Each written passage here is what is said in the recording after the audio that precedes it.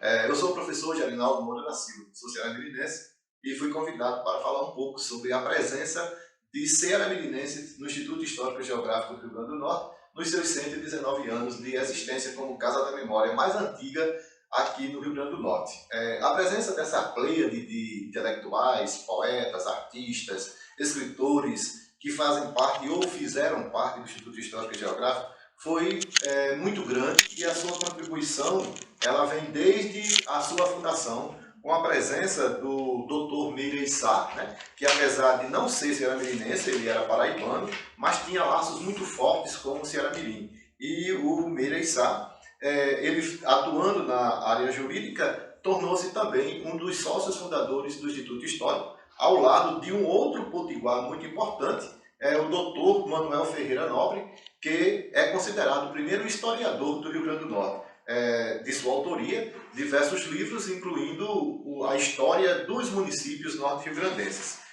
Nestes 119 anos de existência, nós podemos contabilizar ainda a contribuição do Dr. Augusto Leopoldo Raposo da Câmara, nascido no Engenho São Leopoldo, no Baixo Vale do Ceará-Mirim, que ele foi um grande político, advogado, poeta, e em cujo engenho também nasceu outro grande jornalista, que foi Jaime Aldur da Câmara. E o Jaime Aldur, ele era um dos grandes intelectuais, inclusive participante dos movimentos modernistas, né? Como grande escritor, empresário e divulgador das ideias modernistas na revista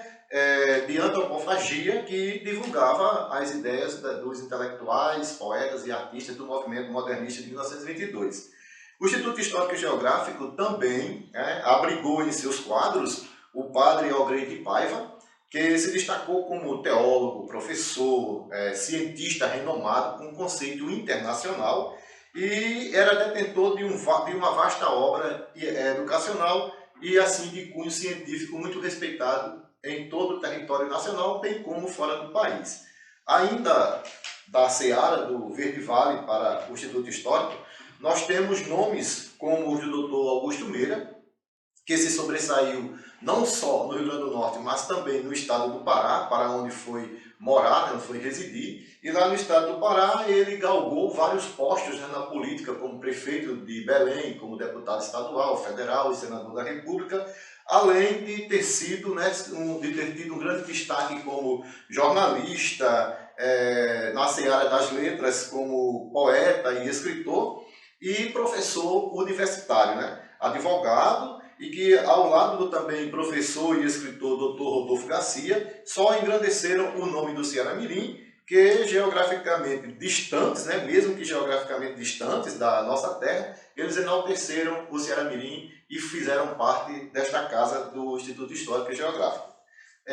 Já a presença feminina do Ceará-Mirim aqui no Instituto Histórico, nós podemos contabilizar como a primeira mulher a fazer parte do Instituto Histórico vinda do Verde Vale, a nossa memorialista, a menina do Engenho Oiteiro, Madalena Antunes Pereira, a senhora do Engenho Oiteiro, Madalena Antunes, juntamente com o Edgar Barbosa e os seus, que era seu amigo, e o Nilo Pereira, seu primo, formaram uma tríade de intelectuais, como sendo, além de memorialista, os dois eram professores, poeta, escritor, jurista. O Edgar Barbosa e o Nilo Pereira, juntamente com Madalena Antunes, nos enchem de encanto e beleza, nos fazendo viajar no tempo, através das lendas, histórias surgidas, antes e depois da bela manhã da criação, conforme nós podemos ver e estudar no seu livro A Rosa Verde. A história do Instituto Histórico e Geográfico do Rio Grande do Norte ainda registra o ingresso de alguns outros ceará-mirinenses, como o professor, escritor de contos e de livros infantis Bartolomeu Corrêa de Melo,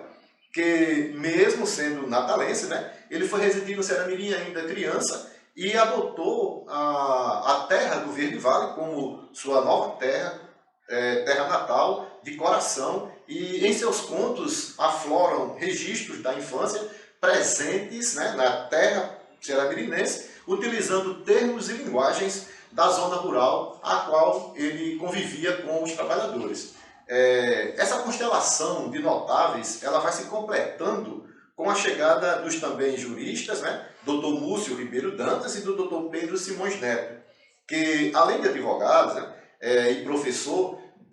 Dr. Pedro Simões se destacou como escritor, jornalista e fundador da ACLA, né, Academia Ceará-Mirinense de Letras e Artes, e que tem assim uma grande representação, que foi, né, e é uma grande representação do seu amor maior à terra do Verde Vale. O Pedro Simões, né, acreditava bastante na questão do incentivo e da cultura e da recuperação cultural através dessa rosa verde que só brota no Vale do Ceará-Mirim e acalentada no sonho da manhã da criação, que já havia sido descrita por Nilo Pereira, servindo de norte e de orgulho aos filhos do Ceará-Mirim.